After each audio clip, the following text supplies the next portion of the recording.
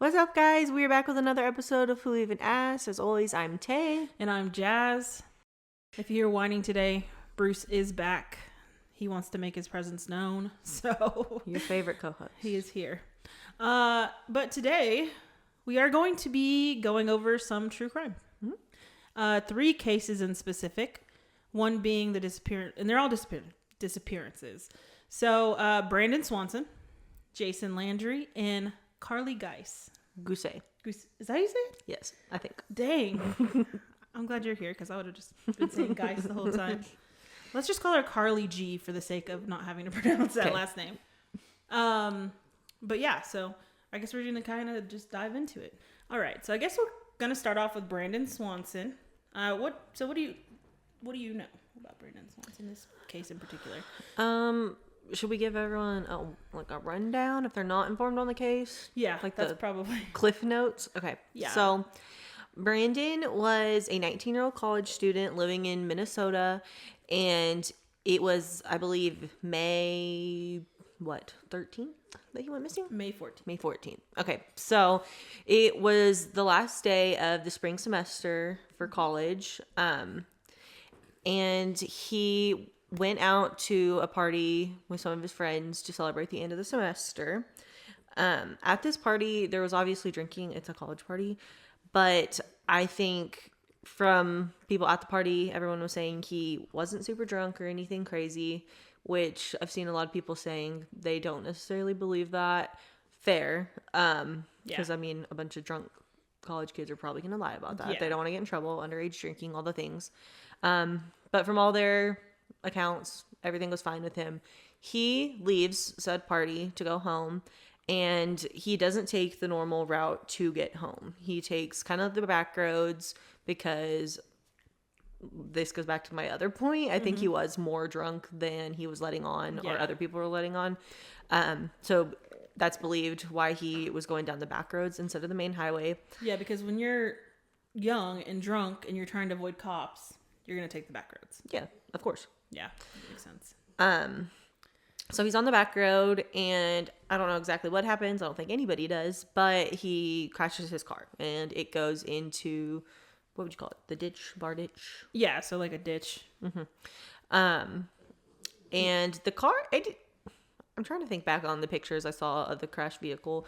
It didn't look like it was too bad of a crash, though. I mean, No, it definitely looked just like, it was kind of, I don't know, because I saw them too. It was like kind of tilted in the ditch, almost like he drove into it like this, and the car kind of got stuck not necessarily fully sideways, but mostly on its side this way. Kind of just like off balance a little bit. So I believe, so he starts walking, but did he start walking before he called his parents, or did he call his parents and that's when he started wandering off? Yeah, so he called his parents for help at 12:30 a.m. and he asked them to pick him up.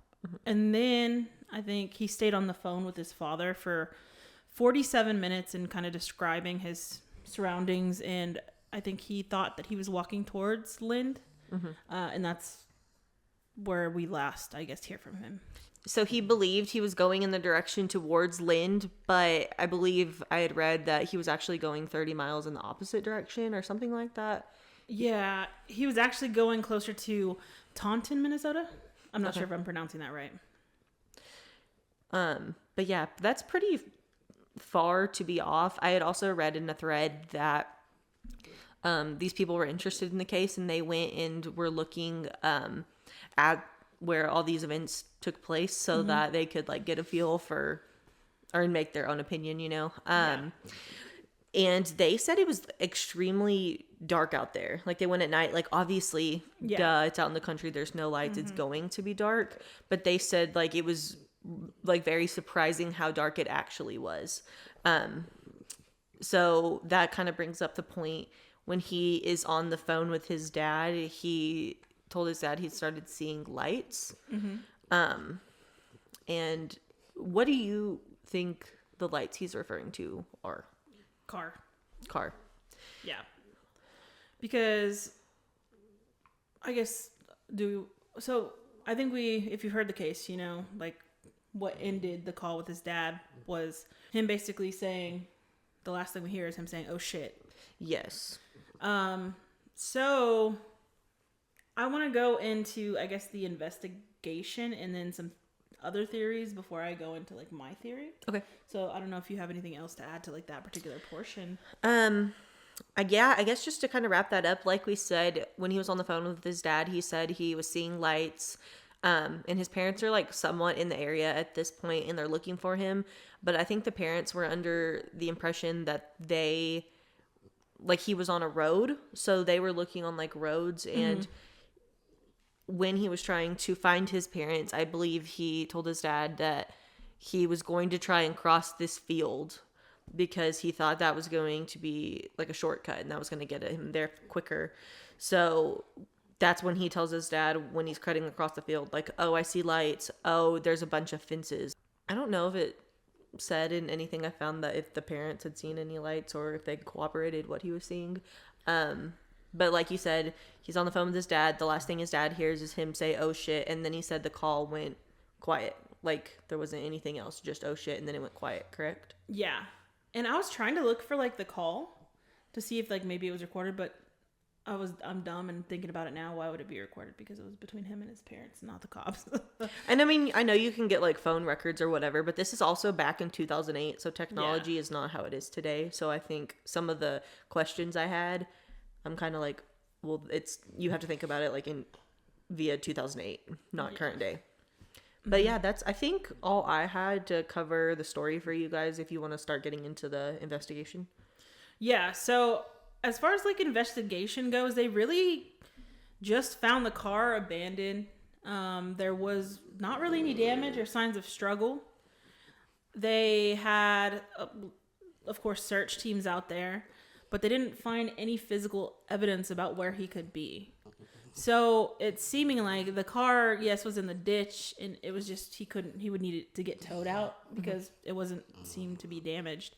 But that's pretty much all that the investigation brought up.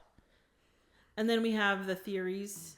One other thing before we dive into theories, I know that somebody had said when his parents like placed the call to police to like get the search going, they kind of just like at first brushed them off and were like, he's a college student, like if he wants to go off and do whatever, like that's his right, like, and they didn't take him seriously and just kind of brushed him off. And I believe they didn't start actually taking them seriously until about 12 hours later, I believe. Yeah, that sounds about right. And we see that happen a lot in cases, especially with, I think, teenage or younger men. That happens so many times.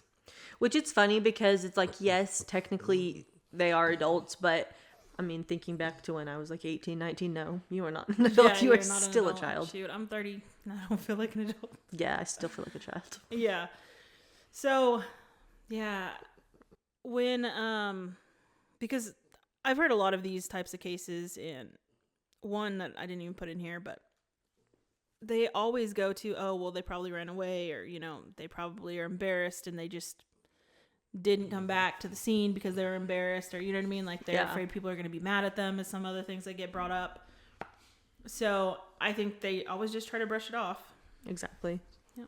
So they did begin the investigation, and there was absolutely like no evidence found. I think they had said that once they got the search going, they had cadaver dogs that were sniffing, trying to pick up a scent or whatever.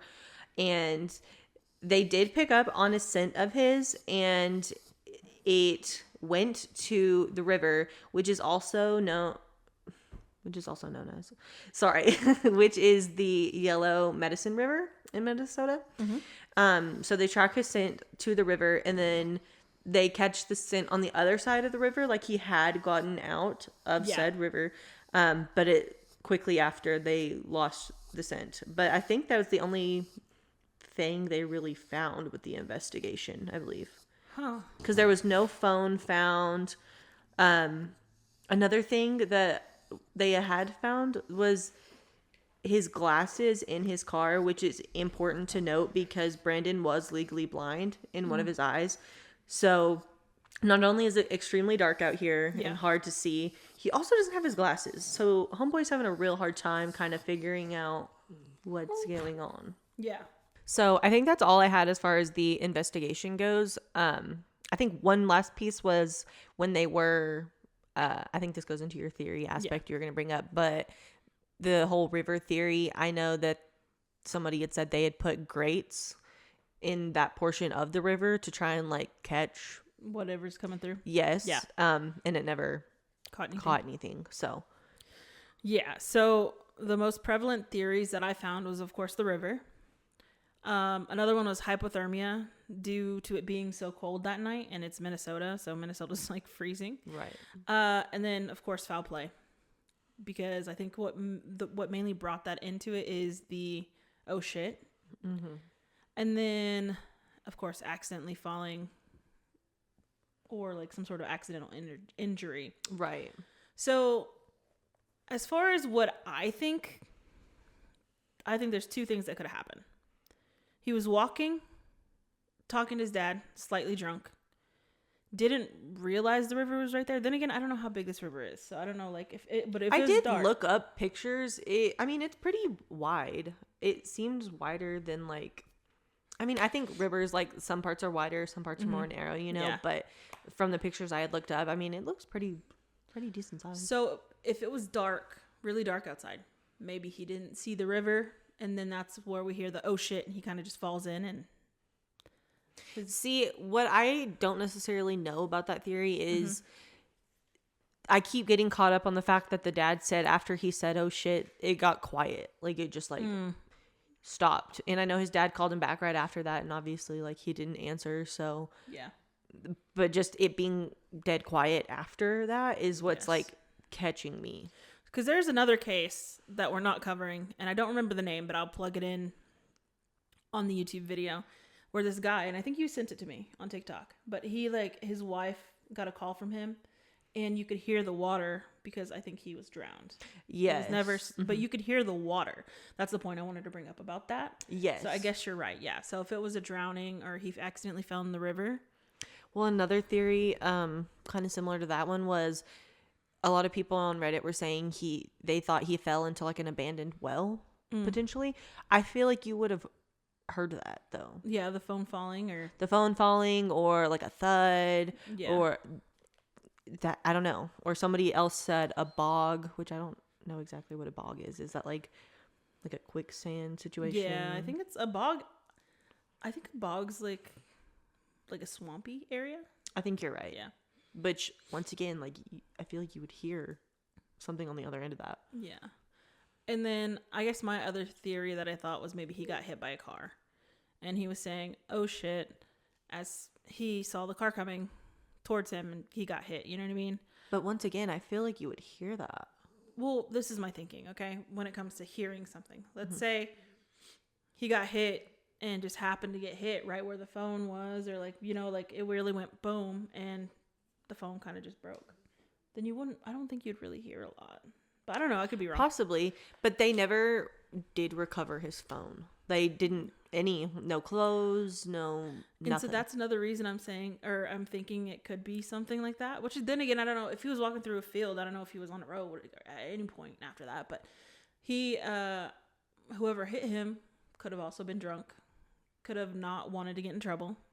So they took his body and. Don't you think there would have been like blood somewhere though? Not if they didn't know where to look, and if it was like fields. Potentially. So, yeah, I think it could be one of those two things. But yeah, there's some holes in those theories for sure. I think there's holes in every theory for this story, in my opinion. Obviously, that's why it hasn't been solved. Yeah. I had also seen somebody, kind of going back to your foul play point you brought up, somebody had said it was obviously farmland. So somebody thinks maybe like one of the farmers was pissed off that he was trespassing on his land and may have harmed him, which once again, no blood. So I don't know how that works. But that one seemed kind of feasible to me because apparently there was a farmer in the area that refused to let them like search his land. He didn't authorize it, which I thought was pretty sus. Yeah, that is very sus. And that does make sense. I can see that. Mm-hmm. So, yeah, I mean, I think all things, because animals out there, right? Like, I don't think if you saw an animal and you got attacked by an animal, you'd be able to hear it. If you drowned, like you said, you'd be able to hear it. Mm-hmm. Or even like if you dropped your phone, that's another thing too. Like, I wish we could hear a recording of what the phone call sounded like, because I wonder if there was any noise after, you know, because if you drop your phone, if you're in the water, anything like that, you're going to hear like either a thump from the phone falling or the water or an animal. If you were, you know, attacked by an animal, you'd be able to hear the animal. Yes, and like I had said earlier, his dad did try to call him immediately back right after, and it kept ringing. I feel like, don't you think if there was like the phone like broke on impact or got water damage on impact, like it would have just gone straight to voicemail because the line's not working? Yes, that is true. So that's strange. Huh. These cases are so crazy. Like, it just makes me want to go do my own investigation. Right? Like, go out there. But yeah, that is, damn. And I think there was some like people who like speculated that he was trying to mislead the parents about his location, which seems kind of stupid. I don't think that's true. I don't think he would have called his parents if he was just, because I saw people saying like what you're talking about, like he just wanted to run away and start a new life. He had every opportunity to do that without calling his parents. And don't you need a car if you're gonna run off and start a new life? Right? You're gonna live in the woods or something? Doesn't make sense, especially like he was going to college. Like I think he planned to like have a whole life, you know? Yeah. So yeah, I don't know, man. This case is very mysterious. You said you had a theory. Like, did you already like tell those us are my theories? Okay, so one other crazy thing I want to bring up. Okay. Oh, go ahead. Do you know what I'm going to say? I think so, but go. Aliens. I knew it. Because that would make sense, seeing the lights out of nowhere, because there's no other lights really out there from what I gathered. Mm-hmm. And oh shit, I mean, if you saw an alien, I'd say oh shit. I'd probably say a little more than oh shit. Yeah. And the fact that it just got quiet, like I mean, we don't know enough about aliens, but I feel like that would make sense, that they could move quietly. Like they just zooped him up and he was like, boop. Phone. That's why. Yeah, and that's why there's no trace of literally anything, and the scent vanishes out of nowhere. Maybe. I don't know. That's freaking wild. But you said the scent vanished near the river. Well, so because you said it led to the river, right? And you can correct me if I'm wrong. Maybe I misheard. It led to the river, but it didn't come out of the river. It did, but the scent just like drops off on the other side of the river. Oh. And so some people are like, oh, he probably just got cold, got hypothermia, you know, died. They would have found a body. Or he says, oh shit, because he falls into the river. He somehow, like when he's falling into the river, either accidentally hangs up his phone. So that's why it's still on. The phone falls into the river. He makes his way across the river. Gets out of the river, but at this point he's probably tired, breath labored. Which is why the scent goes to the other side of the river, right? Sure. He's crawling out, getting out. He sits there to rest for a while. An animal gets him. But wouldn't there be blood? Well, it depends. Is around the river. Do you remember if it was snowing? I don't think it's May, because they said spring, so I'm assuming there's no snow. There might have been like residual snow, but I don't think it was like snowing. There was no snow. It was warming up. Let me show you a picture of this river and see if like this changes your opinion on anything. That's a big river. Yeah. And see like even when it's small, like the smaller areas, it's pretty big. Yeah. And I mean, it's like, is wooded the word I'm looking for? Like there's a lot of like vegetation and like I don't know. Like maybe they did overlook pieces of evidence. Bless you. Thank you. But I don't know. I think they could have dropped the phone in the river. But do you know how like in bodies of water will go send like dive teams and stuff? I didn't read anything about them sending dive teams to like look through the river. I don't know if that's possible in a river. I don't know. I think it is possible. Who was it? There's a case of the girl who like went to a party and she went missing. They couldn't find her. That one YouTube dive team, I think, went into a river and found her car and stuff. Yeah. So I think you can. But I think a lot of times they don't want to invest the resources into it, especially if they say that his scent was hit on the other side of the river. They probably didn't want to waste resources, but you did say they put grates in there, so they probably tried some stuff, but I don't think a lot, right? And I think, I mean, if his phone did fall in the river, I don't know what the grates look like, but I could see like a phone probably being able to like flow through that. And how fast is this river? Like, is it a fast flowing river? I think I'd seen something on Reddit that the people who went and did their own like little investigation or whatever, I think they said like it was moving, but it wasn't moving like fast. And maybe that depends on like the time of year, the rainfall, you know, all those types of things. Another thing too is like with rivers in general, because like I used to go to the San Marcos River a lot, right? And that river did not move fast. But if you're drinking and you're in that river, it can feel faster than it is. Right. So like maybe he tried to crawl out of the river and then fell back in. Maybe. I don't know. This is tough. It's different. Damn, I want to know. I wish I was there so we could go explore and see theories and, you know, kind of go over things and look at stuff. That's crazy. Yeah. But I really don't think it's foul play. I think, other than my car theory, I guess, you know. Well, the farmer theory, I think, could also be foul play as well. Yeah, that's true.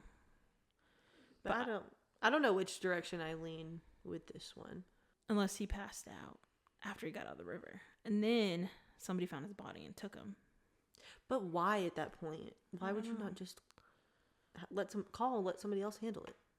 Yeah, I don't know. Maybe it's so remote. Maybe. I mean, it looked like off the grid territory, you know. Yeah. But I don't know. That is very strange. And for all these stories, we definitely want you guys to chime in and let us know your thoughts. And if y'all come up with any new theories, let us know. We want to hear them. Yeah. Because I think we barely scratch the surface. And I want to, like, dang. I just don't know. I don't know what other possible scenarios there could be. I don't know. Which one do you think is more likely? Let's start there. Or most likely. Yeah. I guess like the river seems most plausible, but just the fact that they like caught his scent on the other side is just kind of like, yeah, I don't know. So I think we can all pretty much agree for the most part that obviously whatever happened after he reached the other side of the river. Yeah. Because if his scent disappears, something had to happen there. Right. I mean, that one just seems like most plausible. Like the least like conspiracy theory answer. I don't know. I liked my alien argument. It's the aliens, man. The aliens. No, my brain kind of went there too, though. I'm not gonna lie. Like aliens just abducted him. What? Think about this. What kind of shit luck would it be? And I'm not making fun of this scenario at all, but it would be such shit luck to fall into a river or crash a car, fall into a river, make it across the river, be like, oh, thank God I'm on the other side of the river, and then an alien abducts you. Yeah.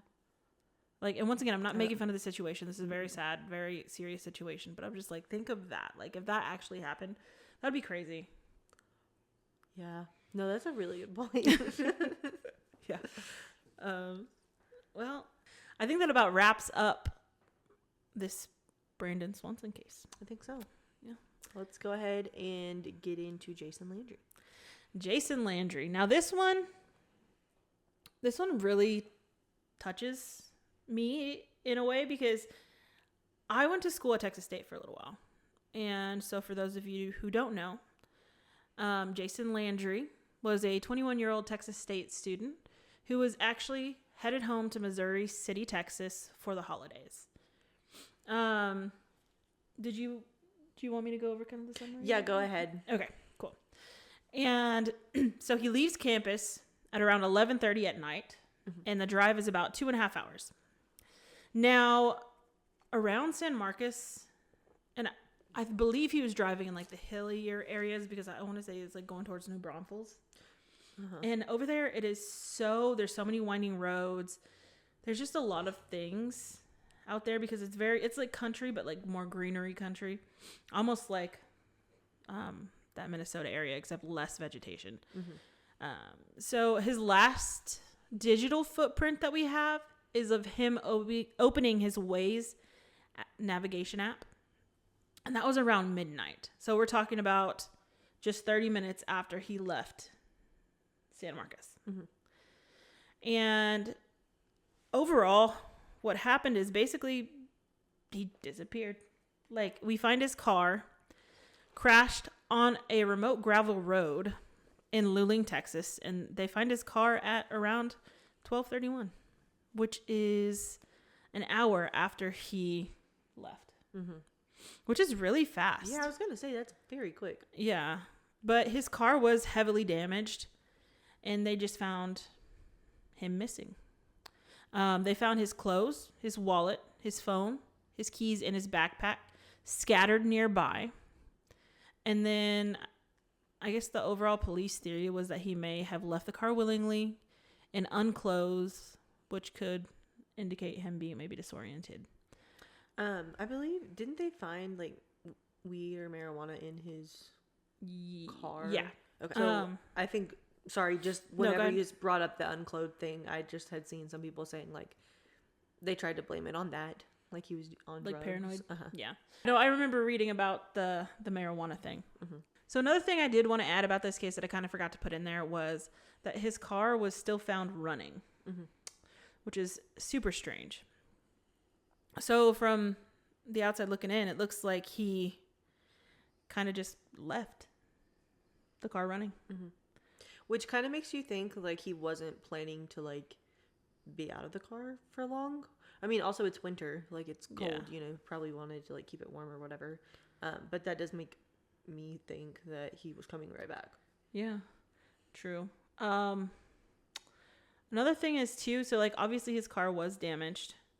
So a big overall theory, other than possible foul play, is a head injury.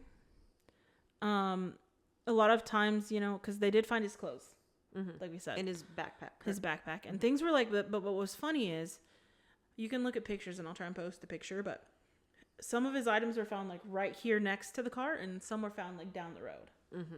So it makes you wonder, like, did he like get his backpack and try and find something, or like what was going on with that? And also the taking the clothes off thing, which a lot of people said that it could have been just from, you know, either hypothermia, because sometimes when you're hypothermic, you feel like that. You're you almost feel like hot before. Yeah. Yes, I was gonna bring that up. Yeah, so that was another thing. And then basically they're just kind of concluding right now that he wandered off and succumbed to the elements over there. Yeah. The hypothermia thing's interesting though. So we're more in like for those who don't know where Lubbock is, like it's more in the top part of Texas. So like it does get colder, like our neck of the woods, you could say. I mean, you lived there, so you can probably attest to this more than I can, but I don't feel like it gets cold in that area, but I don't think it gets like hypothermic. Yeah, I don't think so either. And I think the most plausible explanation other than foul play would be some sort of head injury. And that could cause him to take off his clothes too.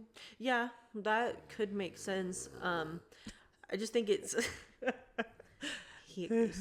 I'm not sure that if he sustained the head injury, like you're saying, once again, kind of like I was saying with the last story, why didn't they find him then? Like, you know? That's the overall theme of all of these cases. It's like all of the plausible answers for these scenarios and things that are happening. Where the hell are the bodies? Yes. What is going on? And this is not like we're going over just 2 of these types of cases, but there are so many more where people are disappearing from their cars or like crashes or they're never found. Like Brandon Lawson, we went over him, which they actually did. We went over in that case too. They found some remains. I don't think they have the answers on that yet, but yes. But yeah, it's just crazy. Like, what is happening to these people? It just, and I feel like our resources now are, and this was a recent case, you know, this wasn't long ago, but our resources are a lot better. So when we're talking about Brandon Swanson, like, you can kind of blame that a little bit on the fact that it was such a rural area and like the technology is not what it was today. But for this one, I mean, there's obvious phone evidence of like his last like timestamps, you know, using his phone. And so it just, I don't know. It doesn't make sense that they wouldn't have found him. I think a lot of commonality too in like these cases is they're all rural areas. So I mean, we've all seen stories about corruption in small towns. Sure. Like, let's say Jim Bob's the sheriff and Coco Melon, his son, is parked on, I don't know, man. I don't know the names. But let's say his son was parked on the side of the road, drunk or something. I'm not saying this is exactly what happened because I don't think this correlates at all really to this case, but I'm trying to give an example. And somebody comes through, hits Coco Melon's car while he's drunk. They get in a fight, you know.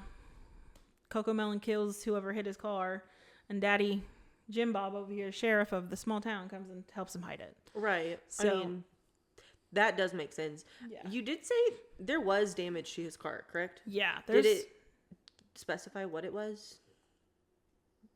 Like damage-wise? Like, did it look like he got hit from the back? Did it look like he ran into something? I know you had pictures for reference. Yeah, let me pull up his car, and then I'll put it on the video as well. So there's damage to the front and the back of the car. Or I guess the side more. So it definitely looks like he was hit. Definitely the back, the wheel, and the side. But it almost looks like someone like hit him from the back and then like the vehicle like spun and that's where this damage to the front tire is kind of coming in. Yeah, so there's also images of the road and like you can kind of see like the tire tracks where he went off. So the overall theory was that he lost, basically, I guess, hydroplaned on the gravel.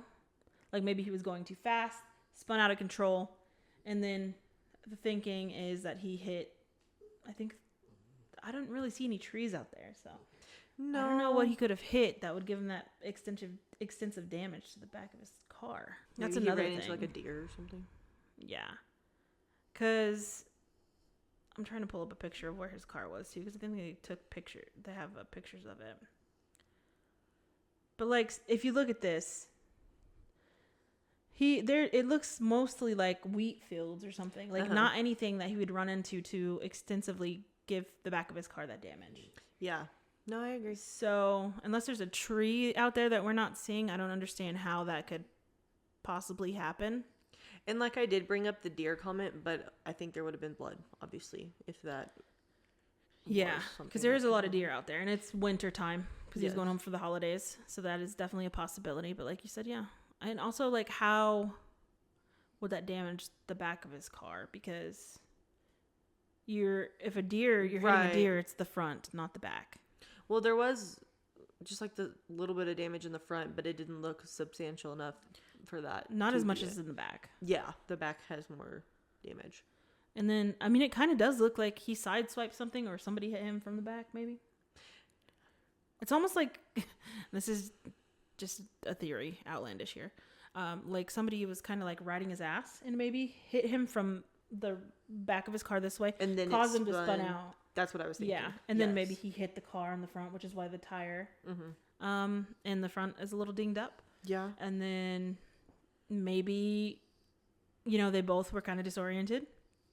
Jason gets his stuff and runs off and ends up dropping everything. But then again, that does not explain the no clothes part. Yeah. The clothes thing is very strange. Yeah. And I don't think it said if the clothes looked like they were like, what's the word I'm looking for? Like distressed, like shredded. Do you know what I'm saying? Like, yeah, I want to say that I think there was blood on the clothes. Was there? I don't remember that detail. Okay, so they did find like underwear, shirt, and shorts. And I think there's a little bit of blood on the underwear, but it doesn't look like a significant amount of blood. It's like a tiny little stain.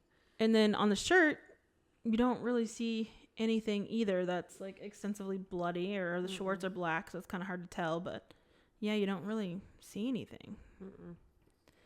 It does just, I mean, overall, I think it does seem mostly like some sort of accident that happened.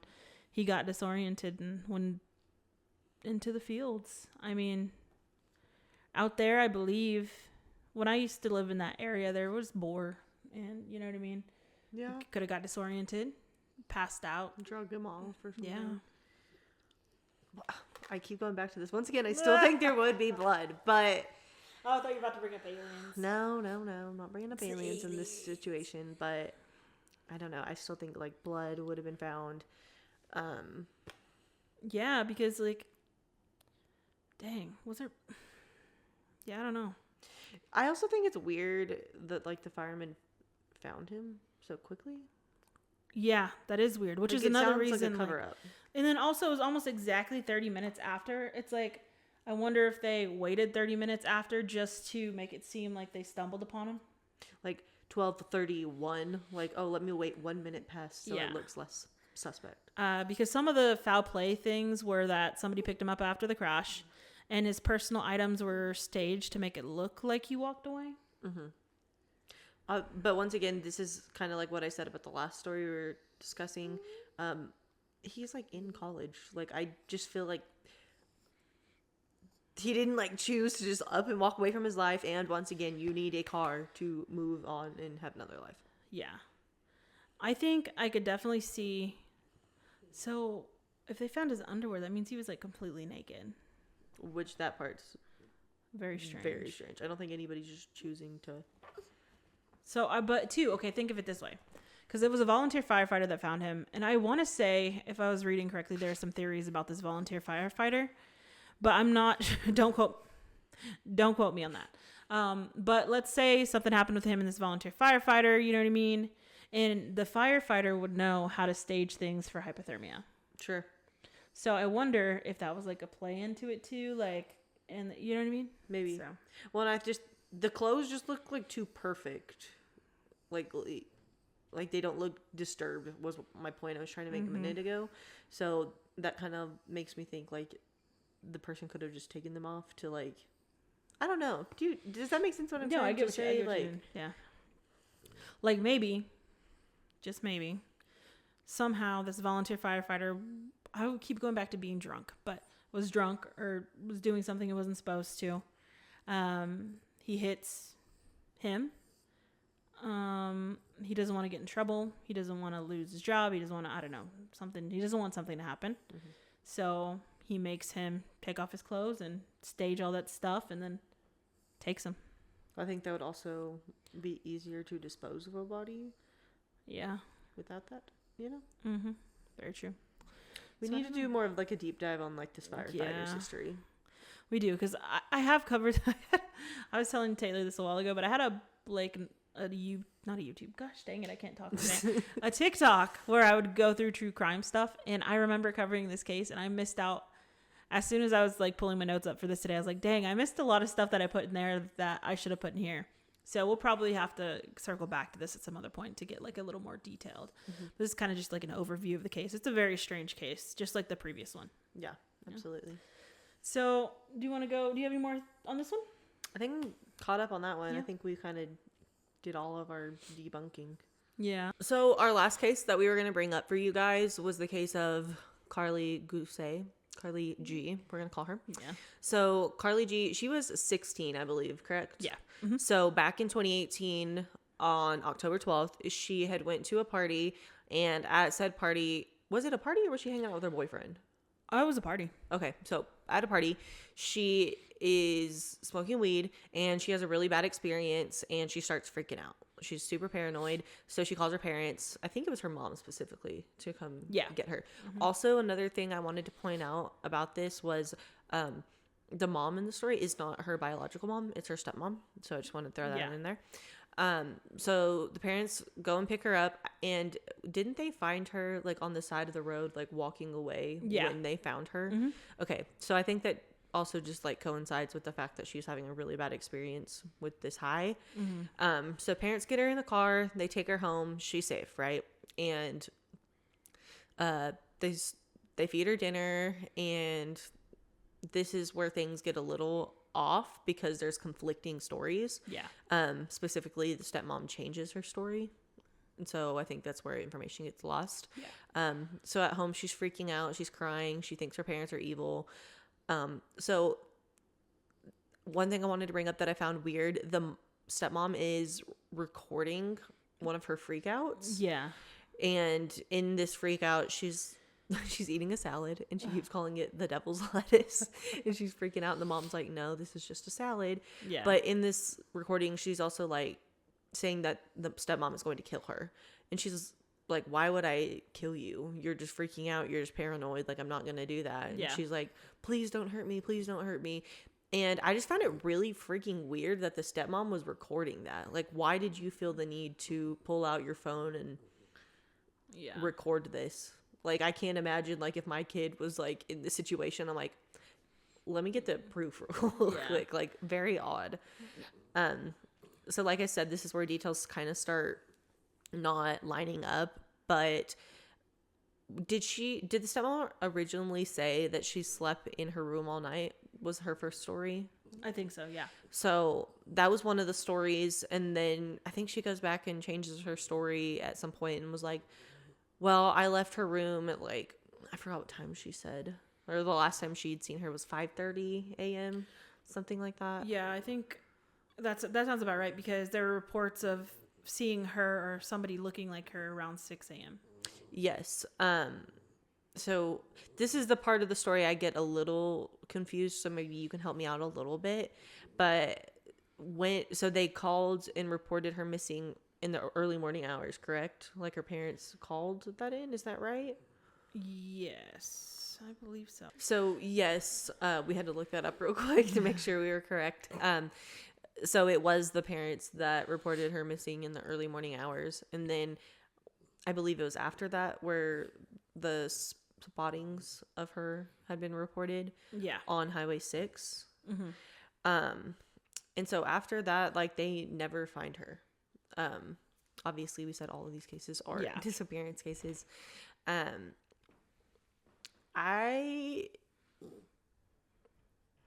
was I gonna say? I'm sorry, I'm like brain dead today. I don't know why my brain's not working. So there was, I don't know what to think about this. I feel like there was not a lot of information on it. But initially when I heard the call with the stepmom, like I said, I thought that was really strange, her recording that. And then the fact that she's going back and switching her stories makes it seem even more suspect. Yeah. Yeah, because like, even if you're tripping, right? Like, or something happened, like something was laced with something, I don't think you necessarily strictly go straight to somebody's gonna kill me. Mm-hmm. But I don't know. I've never tripped out on anything before, so I don't know.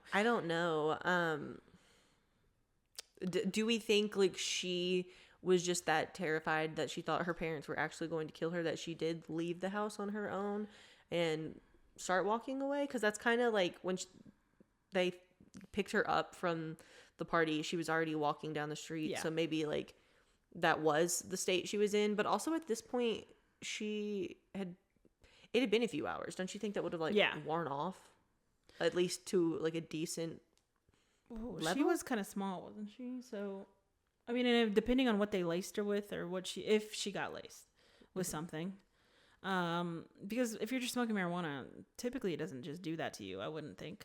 And so my thinking is maybe she got laced with something and it's still in there, because I know like when people do like, is it acid, or no, not acid, maybe mushrooms, I know one of those lasts like a really long time, like a good amount of hours. So if she did it at night and it was already late, the effects could still be no, that's a good point.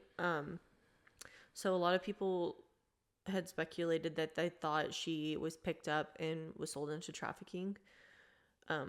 Which, I mean, that theory definitely would check out if she was on a highway, like people had spotted her. I'm not completely ruling out the parents. I think it's very strange. Yeah, especially the mom. Yeah. Or maybe what happened was she freaked out so much that they were trying to like calm her down and they accidentally did something to her. Possibly. Yeah, that's a big theory. But if somebody's saying they saw her though walking on the highway, yeah, that kind of wouldn't match up. But my key thing, or my theory for that was definitely, I think she was having some paranoia, and she walked the highway and unfortunately got picked up by somebody. Because it's California, and California is not very, like, there's a lot of those over there. You know what I mean? Yeah. Abductions. No, I mean, and it was like in the desert region of California, correct? Yeah. So, I mean, that, like we've been trying to say with all these stories, is probably like the most plausible, would make the most sense. Yeah. One more thing I'd heard, I didn't get too much information or details on this, but apparently the FBI is like investigating this case. Did you see that? No, I didn't. I had seen that apparently the FBI is on this case, which makes me think it could possibly be linked to the trafficking then, if the FBI, because that's, I don't think the FBI typically gets involved in missing persons cases, because I mean that would be, I don't want to say a waste of resources because that's not accurate, but I mean they handle bigger stuff, so maybe there is something bigger at play with this case. I definitely think it's probably leaning more towards trafficking than that, because she was a young girl walking near the highway, probably somebody picked her up and then took her. And I think like if it was just the parents were up to something sinister, like the local authorities like would have that covered. And I also don't feel like her parents or her stepmom and dad would be, sounds bad or mean, but I don't think they would maybe be smart enough to do that. No, that's fair. If they were, they probably would get caught eventually, and I feel like if there's nothing pointing to that at this point, then like they probably have already got all the information on the parents they could. I think I just at first was initially leaning towards maybe the parents had something to do with it, because I guess they'd reached out to the birth mom for more information, which I don't know the dynamics with the birth mom versus stepmom, like their whole family or whatever, but she was pointing fingers at stepmom. So I think that also kind of like cast a little bit of doubt. But I'm not, probably trafficking is my best bet. But I mean, she could have also wandered out into the desert and, conditions. But maybe they said, like, because she was calling the salad the devil's lettuce, and, but maybe she was meaning, like, oh, she's going to kill me. Like, she's going to be upset with her. Kill me. You know what I mean? Like the figure of speech. Possibly, yeah. So who knows? I really don't know. But yeah, I remember hearing about this case on another podcast a long time ago, and I just thought, like, it's so strange. Yeah. Very strange. In a lot of these cases, like, not only is there multiple things that could go wrong or happen, but there are multiple things that had to have happened for these scenarios to be played out. Right. And it's just crazy. Yeah. It's hard with cases like this where there's like not answers, because you're just like left for your mind to do its own thing. Yeah. I'm going to be thinking about these cases all night, probably. It's just like, what could happen? Like, the first two are very similar. Second one, it's a little different. But like they're all tragic and all like young kids going missing. But yeah, so that was our little dose of true crime for you guys this week, featuring Bruce. Let me just give you an insight, because I'm going to cut a bunch of stuff out of this, because the reason we have stopped bringing Bruce to the podcast is that reason exactly. Exhibit A. He is he likes, if somebody's here, he will bother me until he gets a TREAT. He will sit here and cry. No matter what, just bawl, cry. And it has taken us probably almost 2 hours to record what's probably going to be a 30-minute podcast, whereas usually we'd have an hour-long podcast that I wouldn't have to cut a bunch of stuff out of. Thanks to this guy who you can hear crying right here. So thanks, Bruce. Appreciate you. But we persevere. We do. Prevail. Yeah. and we're still doing our damnedest to bring y'all some good content. So I apologize. But yeah, so we'll be back next week with -1 Bruce, and I will say he goes to stay at my grandma's during recordings usually, so he's in a safe place. He's fine. He's fine. Literally fine. He's a spoiled brat, okay? I don't beat him or nothing, but very spoiled. Very only child. A pain in the butt sometimes. Typical Yorkie. Yeah. Hey. But like we said earlier, we definitely want to get you guys feedback. We want to hear y'all's thoughts, your takes, if y'all have any theories for these cases. Yeah, we love hearing from you guys. And as always, make sure to like, follow, subscribe, give us 5 stars, all the things. Make sure to go check out our TikTok. And we will be back next week with another episode for you guys. We sure will. Thanks for watching, guys. Bye. Bye. Fuckers.